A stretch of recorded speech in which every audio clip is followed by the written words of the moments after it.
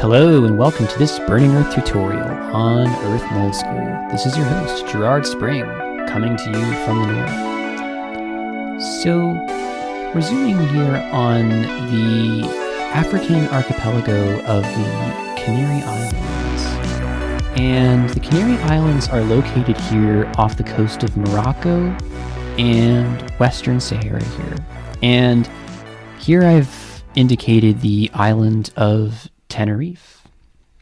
And the Canary Islands are particularly interesting because they're known for having one of the most mild climates on the planet. The climate in the Canary Islands makes the climate of Los Angeles, California look harsh by comparison. So in order to dig in a little bit further about relative humidity, total precipitable water, and total cloud water, I think the Canary Islands are a great place to start. So here we have about 20.6 degrees C over the Canary Islands, and it's a very nice night, and we have this wonderful breeze coming off the sea from the east. If we look at the relative humidity, we can see that it's about 75%. So the air is relatively humid, and perhaps not humid enough for major rainstorms or anything like this. So if we look at the total precipitable water, we can see that we have about 12.4 kilograms per meter squared. And if we look at the total cloud water as well, we can see that there's no water in the clouds, though, by comparison. So we have 75% relative humidity with a decent amount of total precipitable water, but there's no cloud water. So it's a crystal clear night in Tenerife. And the reason this is because there's no convection to generate clouds. In order to have clouds, you need to have some convection in the atmosphere. So in order to explain this a little bit further, I've brought up the so-called Psychometric Chart. And the Psychrometric Chart is great because it contains a lot of data about everything you would want to know about the atmosphere in a given location. It basically is a master key for figuring out relationships between specific humidity, relative humidity, and a bunch of other quantities. So for this one, we're only going to focus on the relative humidity and the specific humidity. And it's important to note that the psychrometric chart we're looking at is for sea level. So we're only looking at sea level pressure here. As you go up in the atmosphere, things change. So if we take a look at the climate in Tenerife, for example, we have on the x-axis, we have the temperature, and on the y-axis, we have the specific humidity. And here, these blue lines represent lines of relative humidity. So here we have 100% relative humidity, 90%, 40% on this curve here, and then down here, 10% on this curve here. So in Tenerife, we have about 20 degrees C and 75% relative humidity. If we come up here and look on this chart, we can see that 75% relative humidity corresponds to this point about here. And if we approximate across, we can see that we'll get a number about 0.12 or something like this for the specific humidity. And what this 0.012 actually is, it's the total number of grams of water per gram of dry air. So it's the total amount of water to total amount of everything else at sea level for a given parcel of air. So in Tenerife, for our 75% relative humidity, we would have 12 milligrams of water per gram of dry air. And as a general rule of thumb, I think it's useful to look at perhaps this 10 milligram line going across. At 55 degrees C, for example, if we look at very warm air, we can see we only have 10% relative humidity. But as we cool the same 10 milligrams per gram of air, say for example to 25 degrees C, we can see that the same amount of water corresponds to 50% relative humidity.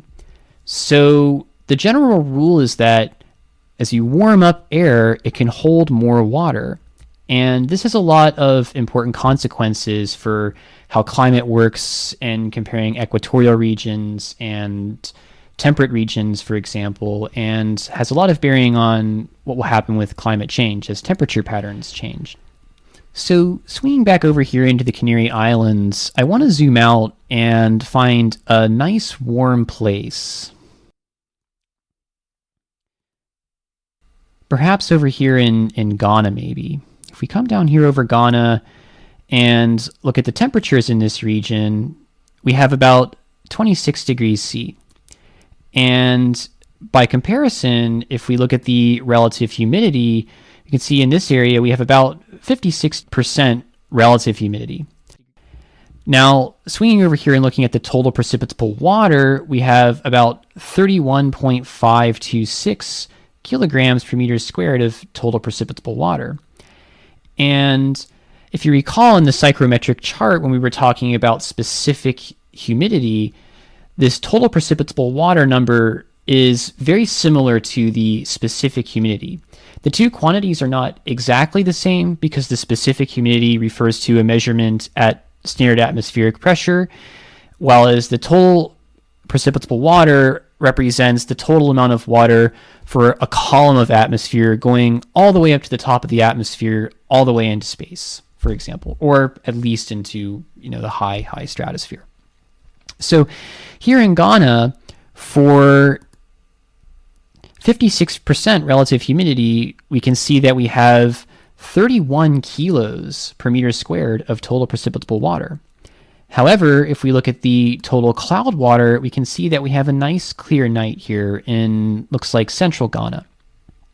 So I want to compare this to another place that has similar relative humidity. So zooming out here and swinging over to relative humidity, I want to find another place that has about 50% relative humidity.